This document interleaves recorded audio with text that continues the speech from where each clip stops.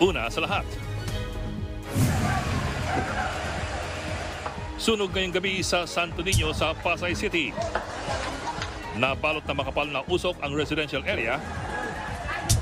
Mga masikip na kalsada, hamon sa pag-apula ng apoy. Ang buong detalye kong ganyan, abangan. Magandang gabi, Pilipinas. Sa Frontline tonight. Ilang naghain ng impeachment complaint laban kay VP Sara Duterte na babagalan sa pag-usad ng reklamo. Dapat raw itong iakyat sa opisina ng House Speaker. Alamin ang mga kalsadang isasara para bigyang daan ang peace rally ng Iglesia ni Cristo. Bangkay ng pinatayan na lalaki nahukay sa bakanteng lote sa San Jose del Monte sa Bulacan. Isinilid pa raw yan sa drum bago inilibing. Lokal na pamahalaan ng Parañaque pinagpapaliwanag kung paanong nakapagbukas ulit ang Pogo Hub na ipinasara na. Mansions ng Hollywood stars tuluyang tinupok ng wildfire sa Los Angeles, California sa Amerika. Sa showbiz, BTS J-Hope first time magso-solo concert, magpe-perform sa Pinoy fans. Habang si Blackpink Jennie inaming hindi siya madaling katrabaho. Bakit?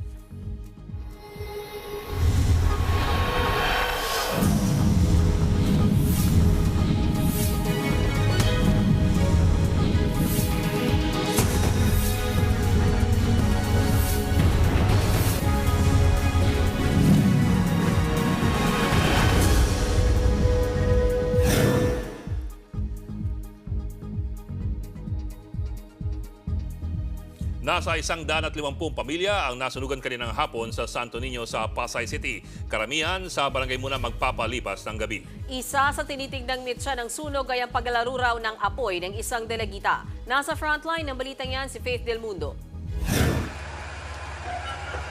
Naglalagablab na apoy ang sumiklab kaninang hapon sa residential area na ito sa barangay 145 Santo Niño sa Pasay. Nabalot ng makapal at maitim na usok ang paligid dahil sa sunog. Pati ang kalapit ng gusali na damay rin sa sunog. Nakunan din yan ng ilang residente malapit sa lugar. Pahirapan naman ng mga bumbero sa pag-apula ng apoy. Masikip kasi ang daanan kung saan nagmula ang sunog. Ayon sa volunteer group ng Philippine Emergency Alerts, pasado alas 4 ng hapon nang sumiklab ang sunog sa isang bahay sa Molaves Street. Umabot yan hanggang third alarm kung saan 14 na fire truck ang kinailangan para apulahin ang apoy. Pasado alas 8 na ng gabi nang ideklara itong fire out. Nasa 150 pamilya ang nasunugan. Kabilang dyan sina Aling Elena, wala siyang naisalbang gamit. Wala po kami naisalba. Kami lang pong mag-aanak na paano nakasalba. Wala po kami isusuot na damit. Lahat. Yun lang damit namin na naisalba namin. Nalilito pa po ako, di ko alam. Naiyak na lang din si Liwayway dahil nadamay ang kanilang bahay. Nakakapanlambot. Nanginginig nga po. Hindi ko po alam kung ano gagawin ko kasi wala naman po kaming ipon. Hindi ko pa po alam kung saan kami matutulog ngayon. Hindi ko po kasi alam na aabot doon yung apoy sa amin. Sa inisyal na investigasyon ng kanilang barangay, isang 16 anyos na babae ang sinasabing naglaro umano ng apoy na pinagmulan ng sunog. Ilang beses na ron yung ginawa po ito na nagsusunog doon, naglalaro ng apoy. Katunayan nakuha ng mga taong barangay itong ginamit na mga lighter siya sa kanyang katawan nung madala siya dito sa barangay. At katunayan yung isa diyan, siya po yung mag-testify na ito talaga yung pinaka-suspect nila. Pero kinukumpirma pa ng Bureau of Fire Protection ang mitsa ng sunog. Isa naman ang itinakbo sa ospital dahil sa hirap sa paghinga. Nagbabalita mula sa Frontline, Faith Del Mundo, News 5. Bukod sa Pasay City, sumiklab din ang sunog sa iba pang bahagi ng bansa. Sa Legazpi, Albay, 2 patay matapos matrap sa tintirahang bahay kagabi. Nakalabas pa ang 5 pang residente pero sila na lang ang naiwan. Inabot na higit 1 oras ang sunog na nagsimula bandang 10:25 kagabi. Base sa investigasyon, kumalat ang apoy mula sa sala kung saan nakaimbak ang paninda nilang foam at mga plasticware. Sa Quezon City, nagkasunog sa residential area sa barangay Doña Imelda. Lampas alas 4:30 ng hapon, kanina nagsimulang kumalat ang apoy. Napulayan makalipas ang halos 30 minuto. Inalam pa kung ilang bahay ang natupok at ang mga pinagmulan ng apoy. Isang bangkay ng lalaki ang nahukay kahapon sa bakanteng lote sa San Jose del Monte, Bulacan. Itinuro yan ang dalawang suspect na umaming naglibing sa biktima. Kwento ng mga salarin, isinilid ang bangkay sa loob ng drum, isinakay sa sakyan, saka ibinyahe papunta sa bakanteng lote. Hindi pa pinangalanan ng mga pulis ang biktima. Hindi rin malinaw kung bakit at paano siya pinatay. Yan ang patuloy pang sinisiyasat ng mga otoridad. Nagmansari na ang isa sa 3 impeachment complaints laban kay VP Sara Duterte pero nanatili pa rin niyang nakatenga. Sabi naman ng House Secretary General, mukha raw sa susunod na linggo, may susumitin na ang mga reklamo sa House Speaker. Nasa frontline na balitang yan si Marian Enriquez. Kinumpirma ni Secretary General Reginald Velasco na tapos na ang pag-verify sa 3 impeachment complaint laban kay Vice President Sara Duterte na inihain pa noong Disyembre. Pero hindi pa rin daw ito may padadala sa opisina ng House Speaker. May hinihintay pa raw kasing mga kongresistang mag-eendorso at may nagpahayag na maghahain daw ng ika-4 na reklamo. Kailangan daw nilang hintayin lahat ng maghahain. Paglilinaw ni Velasco, sa ilalim ng House Rules ng 19th Congress, walang nakalagay kung ilang araw lang maaaring hawakan ng opisina ng Secretary General ang mga reklamo. Hindi naman timeless yun no? Hopefully by next week, we will be able to resolve this with the members. So give me until next week to evaluate kung wala na yung consolidated. Etong 3 complaints na lang ang available. So, yan yung itatransmit ko kay Speaker. Ang unang grupong naghain ng reklamo, naiinip na. Nagmansari na yung impeachment complaint na pinail natin. 1 month is too long. 1 month without holding Sara accountable is giving a very bad example to other government officials. Hinug na raw ang pagpapatalsik kay VP Sara, lalo't lumabas sa bagong SWS survey na 41% ng mga Pilipino ang pabor dito. 35% naman ang tutol habang 19% ang undecided. May clamor talaga at dapat na wake-up call sa ating mga kasama sa House of Representatives, lalong-lalo na sa liderato na itong impeachment complaint. We feel it on the ground. We talk to people on the ground.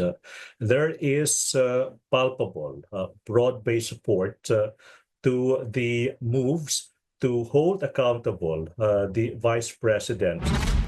Para naman kay House Assistant Majority Leader at Zambales 1st District Representative Jay Conghon, numbers don't lie. Makikita raw ang lumalaking bilang ng mga Pinoy na nananawagan ng accountability. Sa January 13, Lunes, magbabalik sesyon na ang Kongreso. Nagkataon ding kasabay nito ay magsasagawa ng malawakang rally ang Iglesia ni Cristo.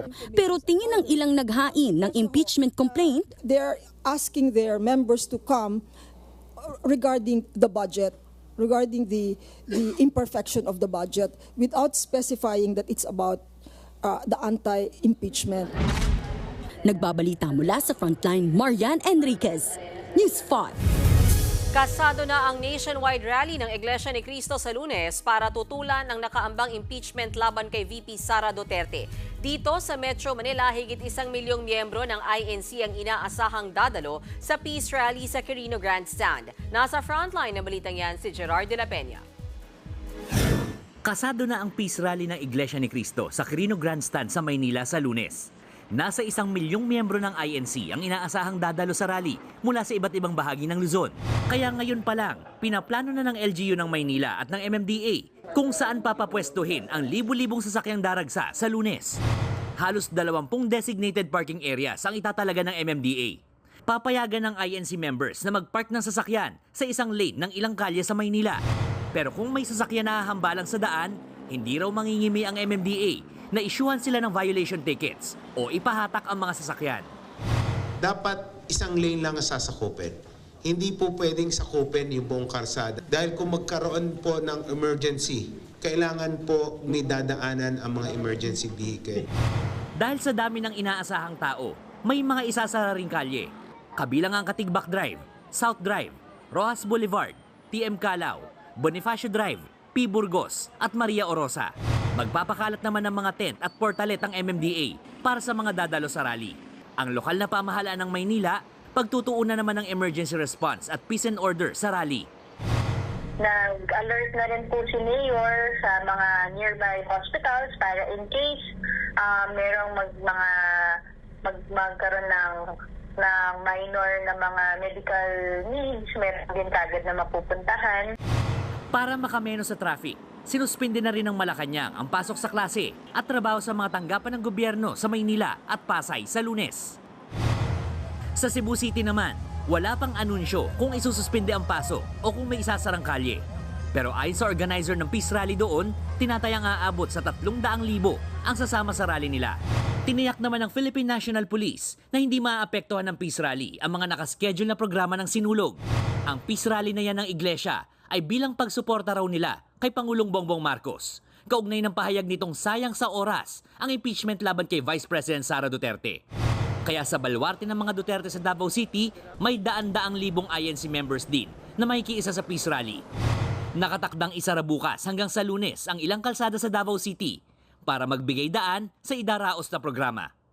Nagbabalita mula sa Frontline, Gerard de la Peña, News 5. Inabsuelto ng Sandigan Bayan ang mag-amang sina dating VP Jojo Binay at dating Makati Mayor Junjun Binay sa kasong graft at falsification. Kaugnay po yan ng higit 1 bilyong pisong Makati Science High School Project. Kinatigan ng Korte ang inihaing demur to evidence sa mga Binay dahil sa kawalan daw ng sapat na ebidensya. Pinababalik din ang binayad nilang piyansa at inilis na ang whole departure order sa Magama. Taong 2018, ang kasuhan ng Ombudsman ang Magamang Binay dahil hindi raw dumaan sa tamang bidding process ang proyekto. Sa isang pahayag, ginit ang dating busy na gawa-gawa lamang ang mga akusasyon. Nagpapasalamat daw sila dahil nanaig na ang hustisya. At good news daw tungkol sa ayuda. Pinagbabawalan na ng COMELEC at ng DSWD ang mga politiko at kandidato sa pamamahagi ng ayuda. Ayon kay Social Welfare Secretary Rex Gatchalian, pagbabawalan na ang mga kandidato sa mga payout areas ng AKAP, yung kontrobersyal na ayuda sa kapos ang kita program ng DSWD. Kasama raw yan sa guidelines na binabalangkas ngayon ng DSWD, kasama po ang DOLE at yung NEDA. Sa hanin naman ng COMELEC, pagbabawalan din daw ng COMELEC ang mga kandidato ng UMEPAL sa distribusyon ng ayuda sa campaign period para sa 2025 elections. Ngayon, gaano kahigpit yan? Ang sabi ni COMELEC Chairman George Garcia sa amin, absolute ban ito sa mga kandidato sa ayuda payout venues.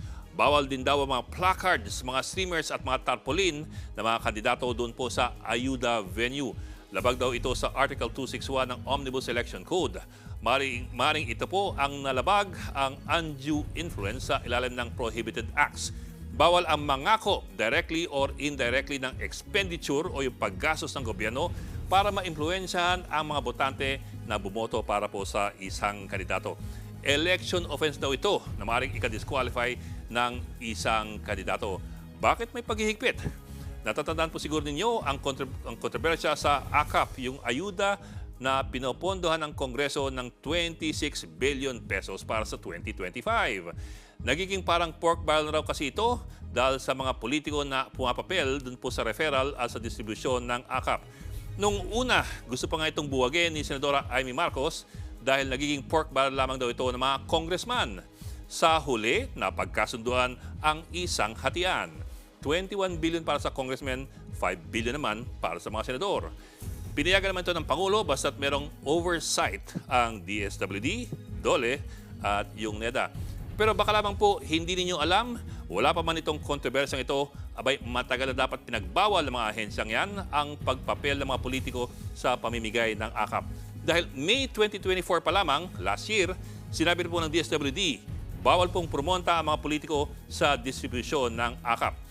Noong Desyembre rin, sinabi ng DSWD na 2021 pa lamang, meron na raw memorandum na pinagbabawal ang paggamit ng DSWD ayuda sa paraang nakaka-impluwensya sa mga botante. E paano naman yung pagbabawal ng COMELEC gamit ang Omnibus Election Code? Tandaan po ninyo, ang Omnibus Election Code o Batas Pambansa 881 pinirmahan noon pang taong 1985. So ang mga bagong patakaran na yan, hindi naman po talaga bago. Ito po ang hamon ko sa inyo. Magsimpleng Google image search ka lang ng katagang AKAP payout. At makikita mo ang mga litrato at bandera ng mga politiko na nakapronta sa pagbibigay ng AKAP. At tama po ang mga senador, puro mga congressman nga ang nakapronta sa AKAP, kasama po siyempre si Speaker Martin Romualdez. Sa ilan sa mga write-up at captions, parang ang mismong congressman pa ang naglabas ng pera na pinamimigay sa AKAP ayuda. Para po malinaw ang AKAP ay ayuda na pinamamahagi ng DSWD. At sa patakaran, DSWD lamang po ang talaga nag-evaluate, nag-approve at nag-distribute dapat ng AKAP. Pero hindi ata napansin ng marami na hindi lamang naman ang AKAP ang ayuda kung saan maraming politiko ang pumapapel. Halimbawa po, ang AICS, ang Assistance for Individuals in Crisis Situations na hawak din ng DSWD. Ang AICS, hiningan ng Malacanang ng budget na 35 billion pesos para sa taong 2025. Ngayon, kung mag-Google image search ka ng mga katagang AICS payout, abay, sangkaterbang politiko rin ang lalabas. Pero ngayon, karamihan sa kanila ay galing naman sa Senado. At may mangilan-ngilan din na congressman. At ito po, isa sa mga pinakamaraming litrato sa mga AICS payout, si Senadora Amy Marcos mula sa iba't ibang probinsya sa Luzon, Visayas at Mindanao. Magiging parang pork barrel nga ba ang mga ayuda? Kaya na lang po ang sumagot sa tanong na yan.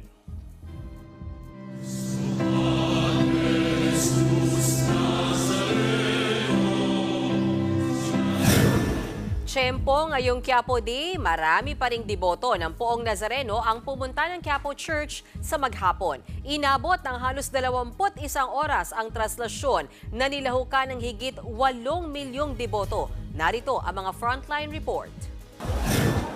Habang papalapit sa Quiapo Church, wala ng lubid na humahatak sa andas.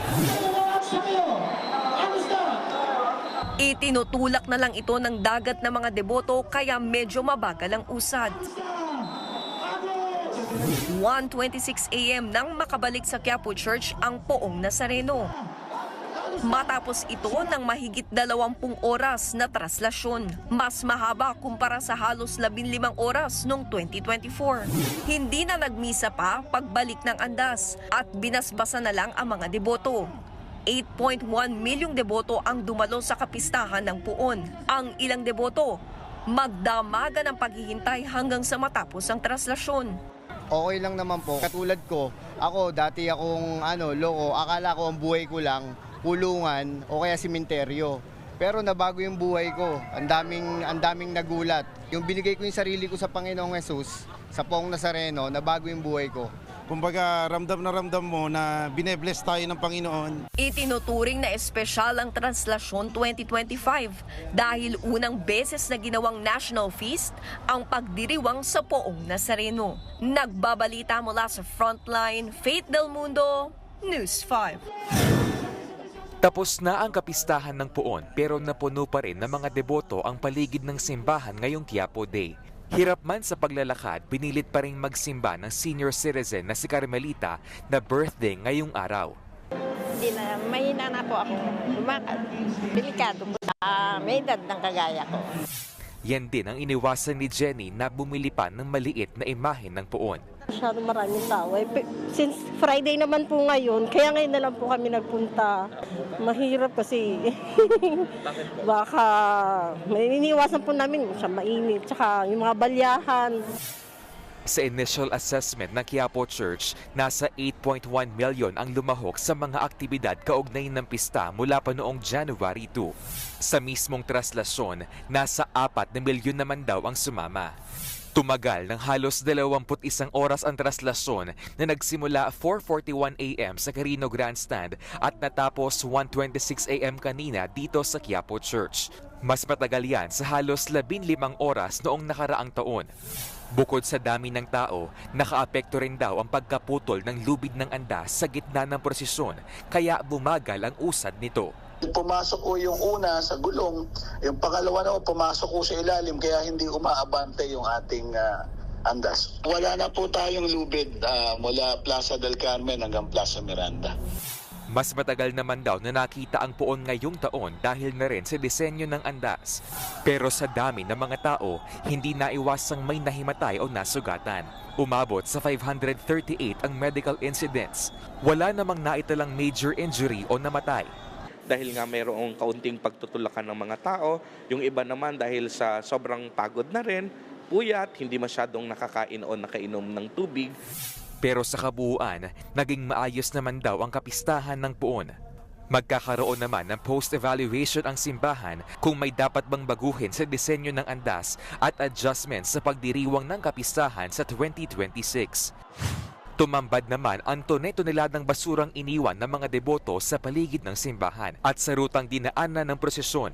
Hinakot na yan ng mga tauhan ng Manila Department of Public Services. Nagbabalita mula sa Frontline, JC Cosico, News 5.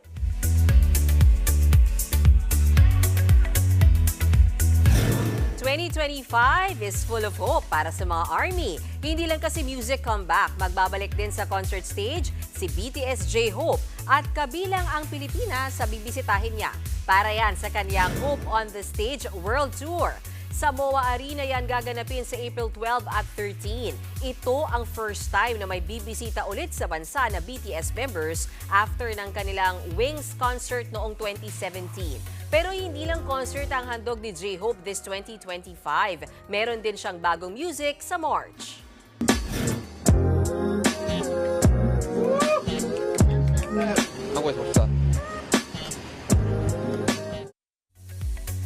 Para naman sa Blinks, This That Pretty Girl mode si Blackpink member Jennie sa bago niyang magazine cover. Siya ang front face ng Billboard ngayong January. Pretty Girl mantra ang atake ng Blackpink member in her black outfit. Tampok sa cover story ang passion niya sa paggawa ng music. As a perfectionist, inamin niya sa Billboard na hindi raw siya madaling makatrabaho. Last December lang nang i-announce ni Jennie na ilalabas niya in 11 months ang kanyang first solo full album. Susunod na bistong Pogo Hub sa Parañaque kung saan nahuli ang higit 4 dayuhan, nagbukas muli matapos ipasara at inspeksyon ng LGU noong Disyembre.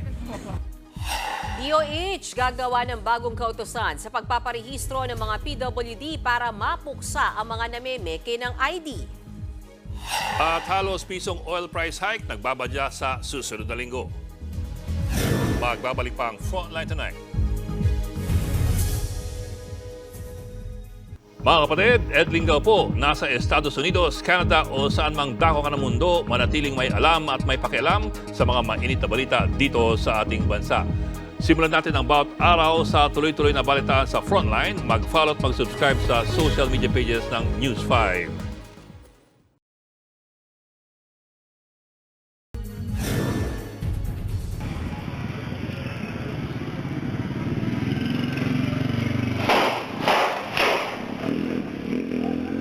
Malapit ang pinagbabaril sa ulo ang isang babaeng rider sa Kidapawan City, Cotabato. Pinintirya siya ng mga salaring riding in tandem, dead on the spot ang biktima. Bago ang krimen, kita sa CCTV na ilang beses nagpabalik-balik ang mga salarin. Palaisipan sa pamilya ng biktima, maging ang mga pulis kung bakit pinatay ang babaeng rider. Pagpapaliwanagin ng DILG ang Parañaque LGU kaugnay ng nabistong Pogo Hub sa lungsod na muling nag-operate matapos itong ipasara noon lamang nakaraang buwan. Diyan nahuli ang higit 4 dayuhang nagtatrabaho bilang mga scammer. Nasa frontline na balitang yan si Camille Samonte. Lock natin ito. Boss. Migration. Sige. Diyan ka lang. Radyo. Sinuyod ng mga tauhan ng Bureau of Immigration ang isang commercial building sa Barangay Tambo sa Parañaque. Ito, marami. Pagkapasok sa isang opisina, dito na tumambad ang mahigit 400 empleyadong foreigner at ang napakaraming computer. Karamihan sa mga dayuhan, pawang mga Chinese. Matagal daw na minanmanan ng BI ang kumpanya. The operations are Pogo-like. Yung typical na maraming computer terminals, ang nakita namin mga 2 floors, no? Maraming computers na nandun. Ayon naman sa DILG, dati itong nakarehistro sa PAGCOR bilang Pogo, pero nagsara ito dahil sa Pogo ban sa Pilipinas. They supposedly shut down December 15, pero nag-resume kaagad sila right after, ng December 31. Talagang blatantly nag-operate sila ng scam hub at red-handedly nahuli sila. Ininspeksyon pa raw ng Parañaque LGU ang gusali noong nakarang buwan pero wala namang nakitang iligal. Hanggang sa minanmanan nila ito at doon na nga nabistong ang iligal na operasyon ng kumpanya. Pagpapaliwanagin ang Parañaque LGU kung paano ito nakalusot sa kanila. Inaresto at sinampahan naman ang reklamo ng BI ang illegal aliens dahil sa paglabag sa immigration laws. Nakadetain sila sa NCRPO habang hinihintay ang kanilang deportation. Ito ang unang malaking operasyon ng BI kasunod ng executive order ni Pangulong Bongbong Marcos ng nationwide POGO shutdown. Uobligahin naman ng DILG ang mga LGU na magsumite ng report at certification kada buwan na POGO-free ang mga lungsod at bayan. Nagbabalita mula sa Frontline, Camille Samonte, News 5. Mas maghihigpit na ang Department of Health sa mga balak kumuha ng PWD o Persons with Disabilities ID. Bilyon-bilyong piso na raw kasi ang lugi ng gobyerno dahil sa mga peking ID. Nasa Frontline ng balitang yan si Marian Enriquez. Kung susumahin daw ang hindi nakokolektang buwis dahil sa mga pineking PWD ID noong 2023, aabot na sa 88 billion pesos ang nalulugi sa gobyerno. Kaya ang Persons with Disability Affairs Office at Department of Health maghihigpit na raw sa pag-i-issue ng mga bagong labas na ID. Ayon daw sa DOH, maglalabas sila ng panibagong administrative order tungkol sa pag-register ng mga persons with disability. Mula sa 10 categories ay gagawin itong 9 na lamang kung saan isasama na ang psychosocial sa mental disability. Isusulong na rin daw ang pag-aalis ng booklets para sa 20% discount sa gamot para sa PWDs. Lumalabas na discriminatory for the sector ng persons with disability kung yung mga senior citizen ay wala ng booklet for the medicines tas meron pa ang persons with disability. Babala ng National Council on Disability Affairs, may karampatang parusa ang mga mahuhuling namemeke ng mga PWD ID, pati na ang mga tauhan mismo ng mga local government unit na nag-i-issue ng mga ID sa mga hindi naman talaga totoong may kapansanan. Nagbabalita mula sa Frontline, Marian Enriquez, News 5. Matapos ang increase sa mga existing case rates, naglunsad naman ng PhilHealth na mga bago at expanded na benefit package. Narito ang aking report. Nanawagan ng PhilHealth sa mga ospital at lahat ng healthcare providers na mahigpit na ipatupad ang no co-payment policy para sa mga kababayan natin na maa-admit sa mga ward ng ospital. Hindi na raw dapat madagdagan ang mga bayarin ng mga pasyente base sa Universal Healthcare Act. Sa ilalim ng no co-payment policy, wala na dapat babayarang dagdag ang pasyente na lampas sa case rate para sa serbisyong covered na ng PhilHealth. Healthcare should be equitable and accessible. By strictly adhering to the no co-payment policy and fostering transparency in all transactions, we can ensure that no Filipino is left behind. Sa kanilang unang stakeholders meeting ngayong taon, ipinagmalaki ng PhilHealth ang mga dagdag benepisyo sa kanilang health packages. Isa na riyan ang pag-cover sa mga bayarin ng mga isusugod sa emergency room pero di naman mako-confine. Pasok na yan sa kanilang Outpatient Emergency Care Benefit o OECB. Gusto po nating makover ngayon ay yung gap po natin na pag ang pasyente napunta sa ospital at napauwi rin po sa emergency department ng wala pang 24 hours, covered na rin po natin. Kasama daw sa covered ng benepisyo ang mga treatment na gagawin sa emergency department, pati na ang gasto sa hospital transportation.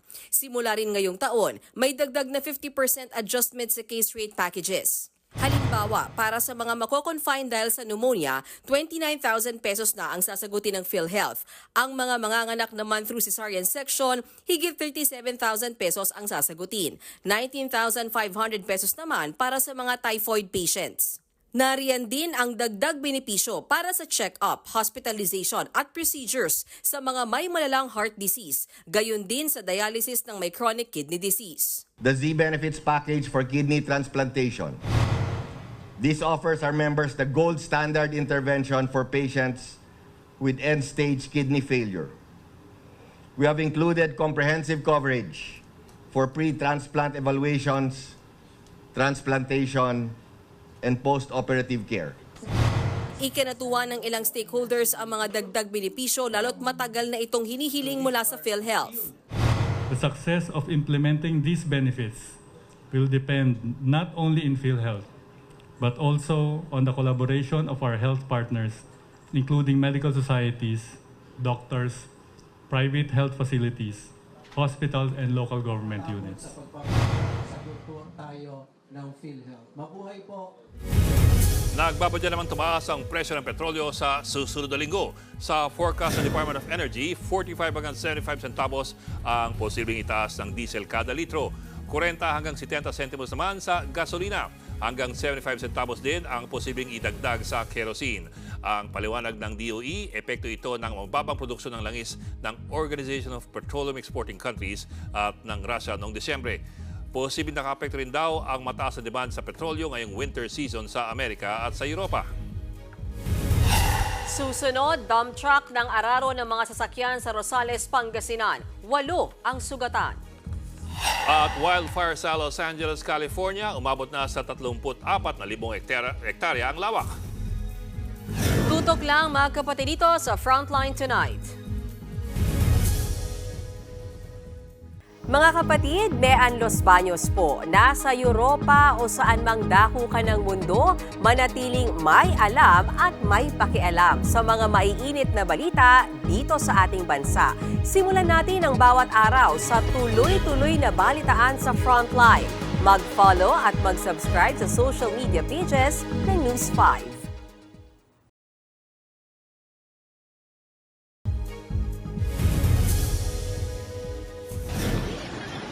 Naraw, natahaga ko! Natahaga ko!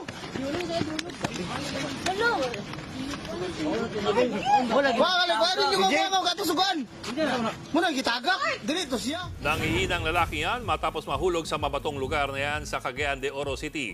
Sinadya siyang itulak dyan ang nakaaway niya nang magrambulan ang dalawang grupo. Nasa pulpa sa cellphone video kung paanong itinulak ang biktima. Sa huli, nasagip ang lalaki. Hindi pa malinaw ang punot dulo ng rambulan. 8 ang sugatan matapos araruhin ng isang truck ang 14 na sasakyan sa Rosales, Pangasinan. Nasa frontline ng balitang yan si Rainiel Pawit. Sa kuwang ito ng CCTV sa Rosales, Pangasinan kahapon, makikita ang mga sasakyang nakatigil sa stoplight sa kabaan ng Manila North Road. Pero ang dump truck na ito nagtuloy-tuloy lang ang takbo. Sa isa pang kuha ng CCTV, makikitang dumiretso ang truck sa mga sasakyang mabagal ang takbo. Hanggang sa tuluyang araruhin ang mga ito, natamaan pa ng truck ang isang signage. Wasak ang 14 na sasakyang nasapul sa pang-aararo ng truck. Kabilang ang 3 SUV, 3 10-wheeler, 3 tricycle, 2 pickup, 1 kotse, motorsiklo at cruise van. Tinamaan din ang isang sanglaan, kainan at tindahan ng tupig. 8 ang sugatan na dinala sa ospital. Base sa investigasyon, nawalan raw ng preno ang nang-ararong truck. Hindi po kumagat siguro yung preno niya. Sanhi na rin doon sa mabigat na dala po niya, sir. Kasi loaded po siya, sir, ng 3/4 na sand and gravel po, sir. Ayon pa sa mga pulis, madalas ang mga aksidente sa lugar dahil pababa ang bahagi ng kalsada. Nakakulong na ang driver ng truck at maharap sa reklamong reckless imprudence resulting in multiple damage to property at multiple physical injuries. Nagbabalita mula sa Frontline, Rainiel Pawid, News 5. Nagsampa ng kaso ang asawa ni Yumir Marcial laban sa Pinoy Olympian. Nabiso na niyang nangangaliwa si Yumir, sinasaktan pa raw siya nito. Nasa Frontline ng balitang yan si Ian Suyu. Maagang nagtungo sa Pasay City Hall si Princess Marcial, asawa ni Olympic bronze medalist Yumir Marcial. Kasama niya ang kanyang abogado para magsampa ng kasong paglabag sa Violence Against Women and Their Children Act o VAUSI at concubinage o pagtataksil laban sa atleta. Ayon kay Princess, napansin niya ang pagbabago sa ugali ni Yumir pagkatapos ng kanyang kampanya sa Paris Olympics noong nakaraang taon. Hindi na siya natutulog kasama ko. Gusto niya na laging umalis, mag-club, mag-bar, uminom, barkada. Yun na yung lagi niyang gustong gawin. Hanggang sa nadiskubre ng araw ni Princess na may iba na palang babae ang kanyang mister. Nalaman ko na nagkikita pa rin sila ng babae. Na-confirm ko na talagang nagsasama na sila. Kinuha niya rin po lahat nung savings namin. Nalaman ko na nagpapatayo siya ng bahay para sa babae. sobra na yung pambabastos na ginawa na hindi man lang ako iniwanan ng kaunting respeto. Bukod pa dyan, hawak din ni Princess ang ilang larawan na ebidensya ng umano'y pananakit sa kanya ni Yumir. Ginanon niya yung kamay niya, dito po tumama. So kaya po ako nagkaroon ng malaking pasa dito sa mata ko kasi nasuntok niya po. Taong 2021 lang nang magpakasal sina Yumir at Princess. Kasunod yan ng pagkapanalo ni Yumir ng bronze medal sa Tokyo Olympics. Si Princess rin ang tumatayong manager ng Pinoy boxer. Kasalukuyang lumalaban sa professional rank si Yumir na may kasalukuyang record na 5 panalo at wala pang talo. 3 sa panalo niya via knockout. Panawagan naman ng kampo ni Princess sa Games and Amusements Board, i-review ang insidenteng ito, lalo't may mga testigo raw silang magpapatotoo sa mga reklamo. It's just a call of action. There is an intent to implement discipline and morality and upholding rules and upholding the law amongst the professionals in the sports industry. Sinubukan naming magpadala ng mensahe sa Viber account ni Yumir para kunin ang kanyang panig, pero naka-disable na ito. Sinisikap din ng News 5 na makunan ng pahayag ang GAB kaugnay rito. Nagbabalita mula sa Frontline, Ian Suyu, News 5. Timbog ang isang pasaherong Pinay na nagtangkang magpuslit ng iligal na droga sa NAIA Terminal 3. Natagpuan sa kanyang maleta ang higit 4 na kilo ng cocaine. Nagkakahalaga yan ng higit 24.2 million pesos. Ayon sa PDEA, dumating sa bansa ang suspect sakay ng eroplano mula Sierra Leone at may connecting flight sa Ethiopia. Nagpositibo sa droga ang kanyang bagahe nang idaan ito sa X-ray machine at ay sailalim sa K9 inspection. Mahaharap ang suspect sa reklamong paglabag sa Comprehensive Dangerous Drugs Act. Nagpunta sa Malacanang ang pamilya Veloso para ihain ng petisyong clemency na tulang magpapalaya kay Mary Jane. Kasama ng pamilya ang ilang taga-suporta. Bago po niyan, bumisita ang mga magulang, anak at ilan pang kaanak ni Mary Jane sa Correctional Institution for Women sa Mandaluyong City.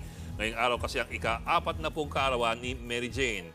Nagdala sila ng pagkain at ilang regalo. Ayon sa ama ni Mary Jane, birthday wish ng anak ang clemency. Basta tumawag, umiiyak, tulungan niyo ako tatay na mabigyan na ako ng clemency. Gusto ko nang makauwi sa atin. Kasi dito, panibagong kausap na naman. Doon kasi puro Indonesia yung salita nila. Dito naninibago siguro kaya na-homesick siya. Ang wish ko sa kanya, sana mabigyan na ng clemency yung aking anak para makapiling na namin po siya. Susunod, wildfire sa Los Angeles, California. Umabot na sa 34,000 hektarya ang lawak. At OPM singer-songwriter na si Maki, kinanta ang Bisaya version ng hit song niyang, Dilaw. Tuloy-tuloy ng balitaan dito sa Frontline Tonight. Mga kapatid, Ed Lingaw po, nasa Estados Unidos, Canada o saan mang dako ka ng mundo, manatiling may alam at may pakialam sa mga mainit na balita dito sa ating bansa. Simulan natin ang bawat araw sa tuloy-tuloy na balitaan sa Frontline. Mag-follow at mag-subscribe sa social media pages ng News 5.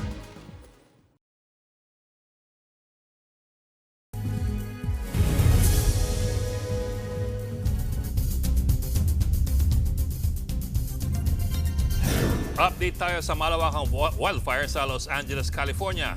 34,000 hektarya na ang natutubok at kita na po ang lawak ng pinsala sa mga satellite images.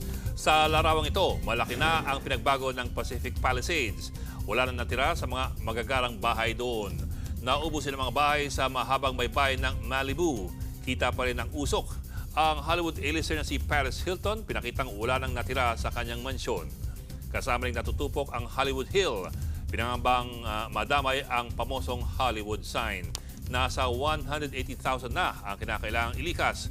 Umagat na sa 10 ang namamatay dahil sa wildfire.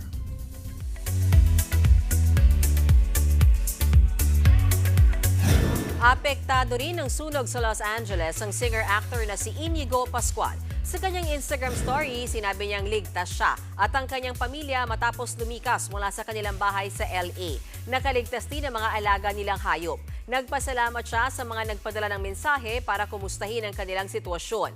Ipinagdarasal daw niya ang mga nawalan ng tirahan at hiniling na matapos na ang malawakang sunog. Dilaw in Bisaya version. Yan naman ang entry ni OPM singer Maki. Karong diya ka di magdali-dali ko lang ang kauban hantod sa kita'y manigo. Dili na ko mangitaw tuba sa tanang pangutan kay ikaw kasiguruhan. Yan ang in-upload na singing video ni Maki. Bonus yan ng singer bago ang nalalapit niyang concert sa Cebu bukas. Kinilig naman lalo ang mga Cebuano. Nagpasalamat din si Maki sa isang Bisaya content creator na nag-translate ng kanyang hit. Kay dili na ko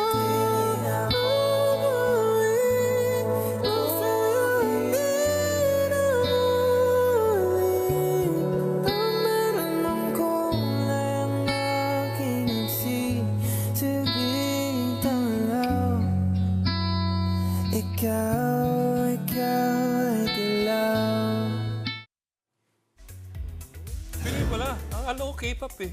Pinoy! Tagalog yung song, sir. Yung Akala ko original K-pop eh. song. Okay. Diba? Buti na-realize mo bago natapos, no? Kung di natapos tong araw na to, nakakala mo Korean siya. Salamat ka, ha? Okay, thank you. Salamat ako. Yan po ang 45 minuto pag-imahin sa lagang headlines. Balitaan at diskusyon para sa paghubog ng matalinong opinyon. Kami yung kasangga sa pagbabalita. Ako po si Mayan Los Baños. Ako lang po si Edwin Gao. Hanggang sa lunes mga kapatid. Magandang gabi.